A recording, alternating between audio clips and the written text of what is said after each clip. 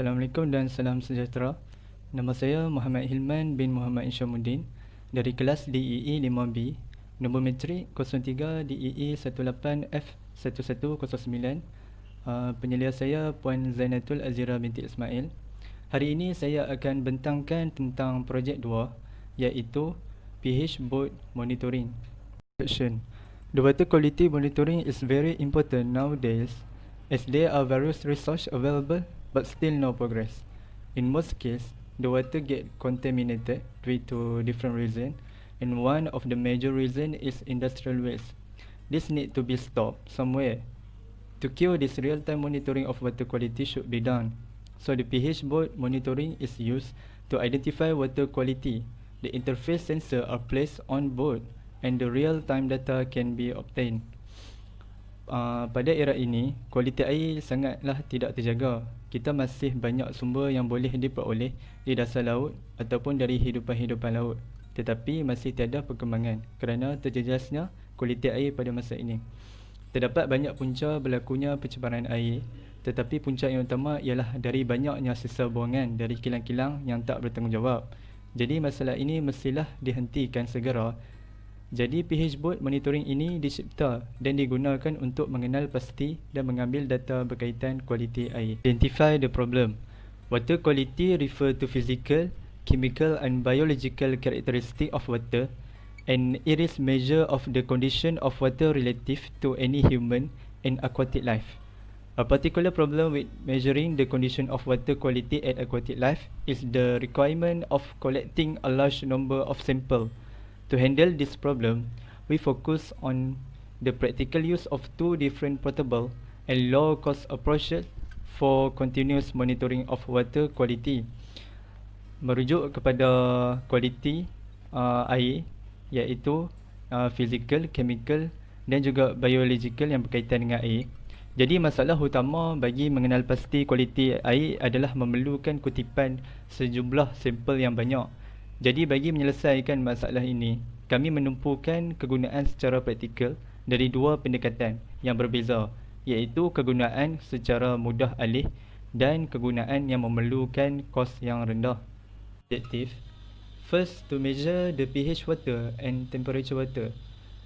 Second, to collect and display data on the phone. And third, to use buzzer and notification as button trigger. Okey, yang pertama adalah projek ini menggunakan dua sensor utama, iaitu pH sensor dan temperature sensor. Data yang diperoleh dari sensor akan dihantar dan dipaparkan di dalam telefon. Bagi temperature sensor, data suhu dikumpulkan di dalam Celsius dan Fahrenheit. Yang ketiga, jadi sekiranya data melebihi kadar yang ditetapkan, buzzer dan notification akan digunakan sebagai button trigger ataupun output yang akan berbunyi dan menghantar pesanan. Estimated cost and hardware. Okey, ini adalah bahagian di mana komponen-komponen yang saya gunakan untuk membuat hardware. Okey, di sini terdapat 8 komponen yang saya gunakan untuk menjalankan projek saya. Yang pertama ialah Node MCU ESP8266. Yang kedua, saya menggunakan main sensor iaitu pH sensor, dan juga berserta dengan probe kit 6 pin. Dan yang ketiga, main sensor saya juga adalah waterproof DS18B20 sensor kit, iaitu untuk mengukur temperature. Kemudian saya menggunakan buzzer sebagai output. Di sini adalah model board yang saya buat dan total lebih kurang dalam RM15, dan juga PCB yang saya buat pada sen lepas, dan juga saya menggunakan wire jumper male to female jumper. Okey, kemudian block diagram. Okey, di sini kita dapat lihat untuk pH sensor, saya hanya menggunakan 4 pin saja. VCC saya akan connect kepada 5 volt supply, dan VIN saya akan masukkan kepada air kosong, manakala yang lain akan terus ke ground. Kemudian untuk temperature sensor, VCC akan masuk kepada 5 volt power supply, dan VIN saya akan masukkan kepada D3. Dan untuk buzzer, saya akan gunakan kaki D4 dan yang lain tu akan terus masuk ke ground. Untuk flowchart, yang pertama, sistem akan bermula dan mengumpul temperature value dahulu dan dipaparkan ke dalam Blink application sekiranya suhu melebihi 35 darjah Celsius. Lampu di dalam Blink akan menyala dan Blink mendapat notification menandakan bahawa temperature adalah lebih daripada 35 dan buzzer akan berbunyi dan proses akan diulangi kembali dari atas. Sekiranya suhu adalah kurang daripada 35, sistem akan mengumpul ukuran pH pula dan ukuran itu akan dipaparkan di Blink, dan sekiranya pH adalah kurang daripada 4, maka lampu di dalam Blink akan menyala dan Blink mendapat notification serta buzzer akan berbunyi. Sekiranya pH adalah tinggi daripada 4, maka sistem akan mengukur pula sekiranya pH itu melebihi daripada 8.5. Sekiranya pH itu melebihi daripada 8.5, maka lampu di dalam Blink akan menyala dan mendapat notification serta buzzer pun akan berbunyi dan proses akan berakhir ataupun boleh diulangi kembali daripada mula untuk mendapatkan banyak lagi sampel. Coding operation. Di sini saya akan terangkan macam mana coding berfungsi di dalam library yang diperlukan untuk menjalankan coding dan perlu di-download. Ini adalah untuk Blink coding, ini adalah untuk temperature coding dan juga pH sensor.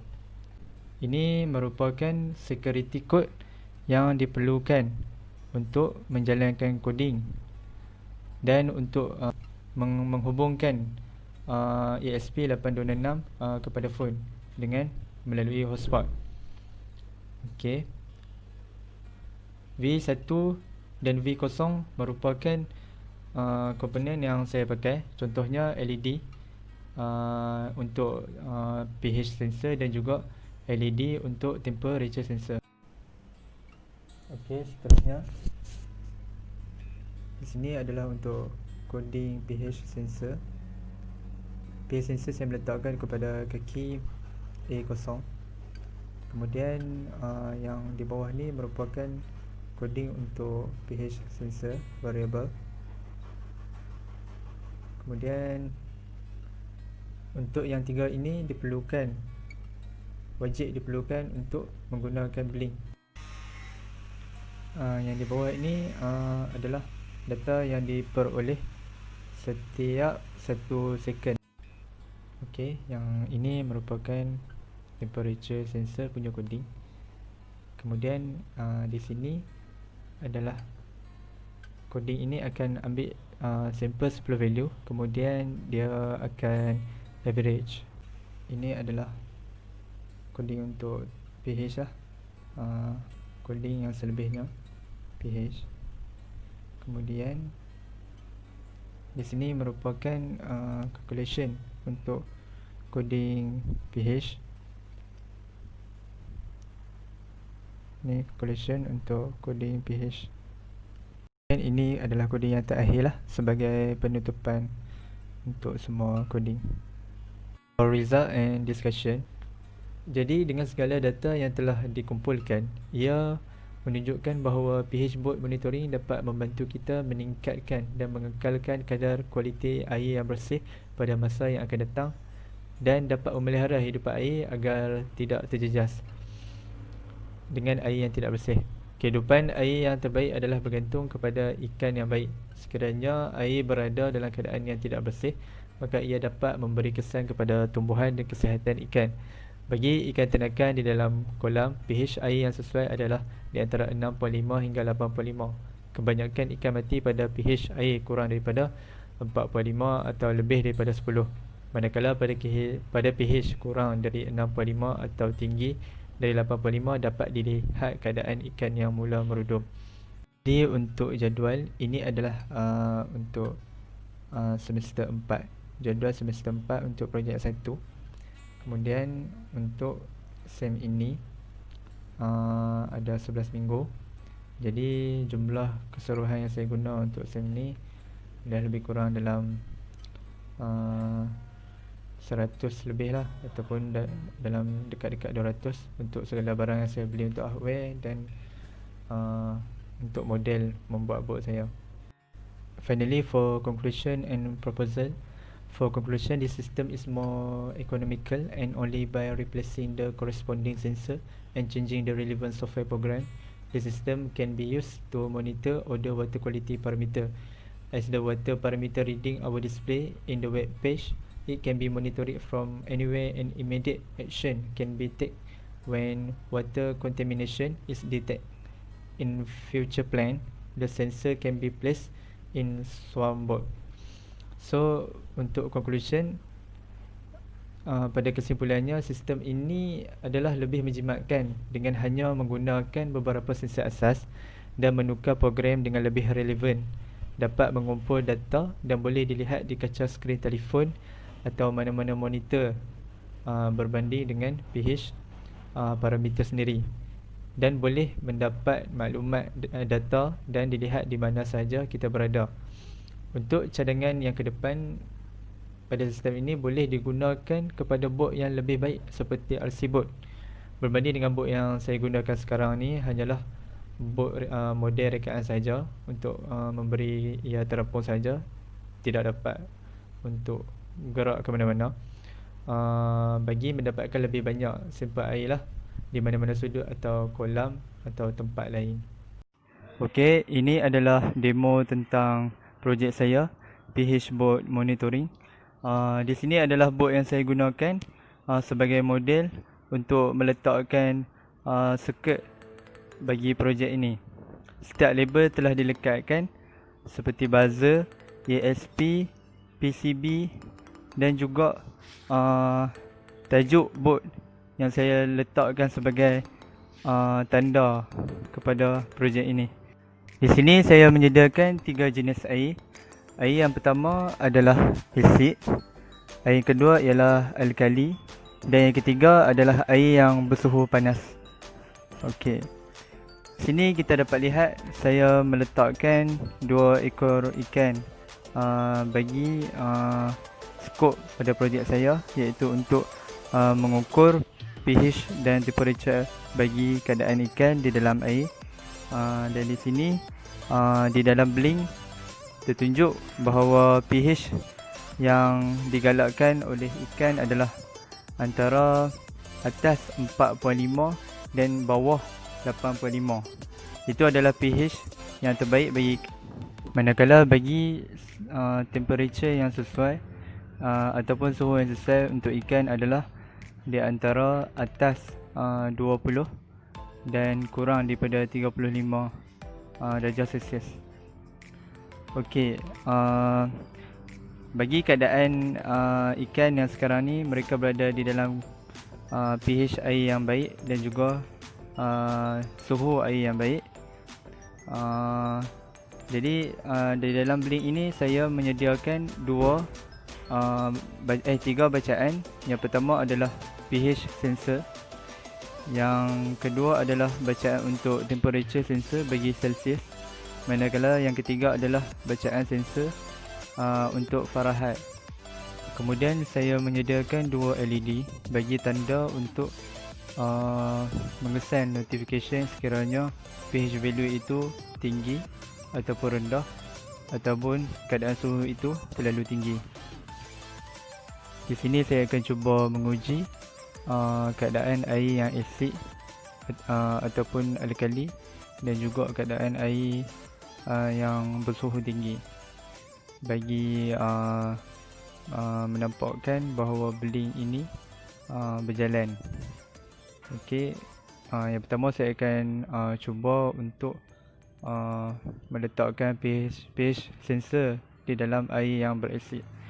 Jadi ukuran air yang berasid ini adalah kurang daripada 4.5 pH, maka buzzer akan berbunyi, LED akan menyala, dan blink akan mendapat notification bahawa keadaan air itu telah lebih rendah daripada 45 dan itu menandakan bahawa ia adalah asid. Sedikit pembetulan, bagi pH yang bawah daripada 5 dikira sebagai asid. Okey, saya akan menguji pH sensor di dalam air yang berasid.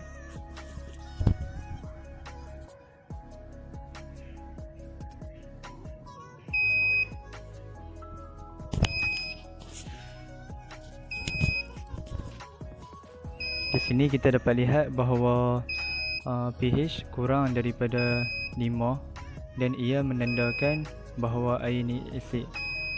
Dan dapat juga dilihat bahawa beli mendapat notification bahawa pH value kurang daripada 4 ataupun range 4, iaitu kurang daripada 5.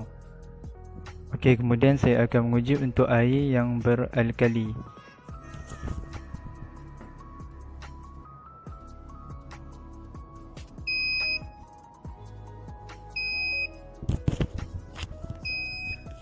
Okey, di sini kita dapat lihat bahawa pH air adalah 9.0 dan ia melebihi 85, menandakan bahawa air itu adalah alkali dan telah menyala LED dan beli mendapat notification menandakan bahawa pH air telah melebihi 8.5. Okey, untuk yang terakhir saya akan menguji air yang berkeadaan suhu tinggi.